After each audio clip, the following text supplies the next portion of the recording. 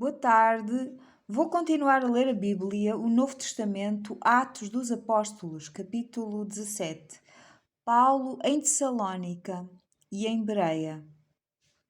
E passando por Anfípolis e Apolónia, chegaram a Tessalónica, onde havia uma sinagoga de judeus. E Paulo, como tinha por costume, foi ter com eles, e por 3 sábados disputou com eles sobre as Escrituras, expondo e demonstrando que convinha que Cristo padecesse e ressuscitasse dentre os mortos. E este Jesus que vos anuncio, dizia ele, é o Cristo.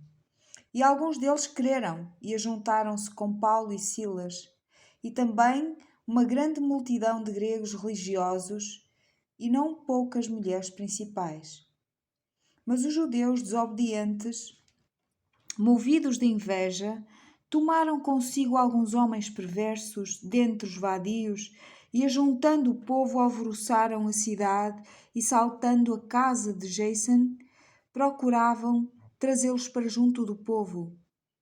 E não os achando, trouxeram Jason e alguns irmãos à presença dos magistrados da cidade, clamando: Estes que têm alvoroçado o mundo chegaram também aqui.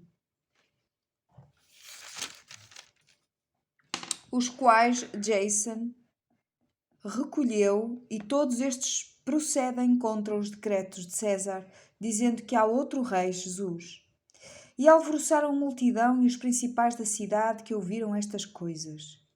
Tendo, porém, recebido satisfação de Jason e dos demais, os soltaram. E logo os irmãos enviaram de noite Paulo e Silas a Bereia.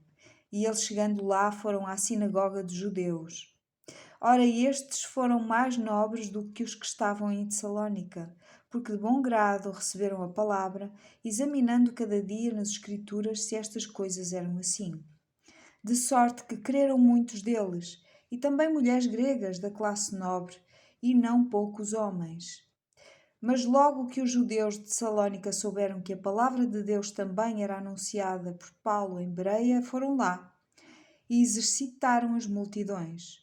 Do mesmo instante, os irmãos mandaram a Paulo que fosse até ao mar, mas Silas e Timóteo ficaram ali. Discurso de Paulo em Atenas.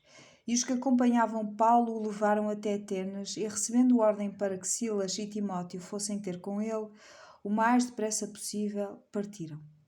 E enquanto Paulo os esperava em Atenas, o seu espírito se agitava em si mesmo, vendo a cidade tão entregue à idolatria.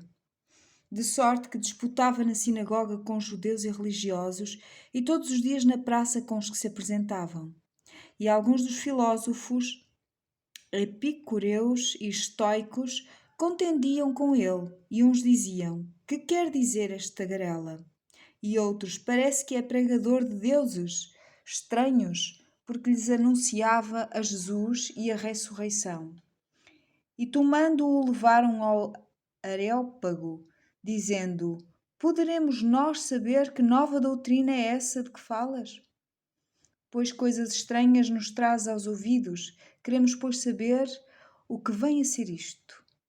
Pois todos os atenienses e estrangeiros residentes de nenhuma outra coisa se ocupavam senão de dizer e ouvir alguma novidade.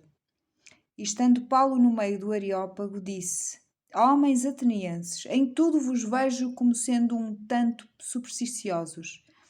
Porque passando eu e vendo os vossos santuários, achei também um altar em que estava escrito: Ao Deus desconhecido. Esse, pois, que vós honrais, não o conhecendo, é o que vos anuncio, o Deus que fez o mundo e tudo o que nele há, sendo o Senhor do céu e da terra, não habita em templos feitos por mãos de homens, nem tampouco é servido por mãos de homens, como que necessitando de alguma coisa, pois ele mesmo é que dá a todos a vida e a respiração e todas as coisas. E de um só sangue fez toda a geração dos homens para habitar sobre toda a face da terra, determinando os tempos já dantes ordenados e os limites da sua habitação, para que buscassem ao Senhor, se porventura tateando o pudessem achar, ainda que não está longe de cada um de nós, porque nele vivemos e nos movemos e existimos, como também alguns dos vossos poetas disseram, pois somos também sua geração. Sendo nós, pois, geração de Deus, não havemos de cuidar que a divindade seja semelhante ao ouro, ou à prata, ou à pedra esculpida por artifício e imaginação dos homens.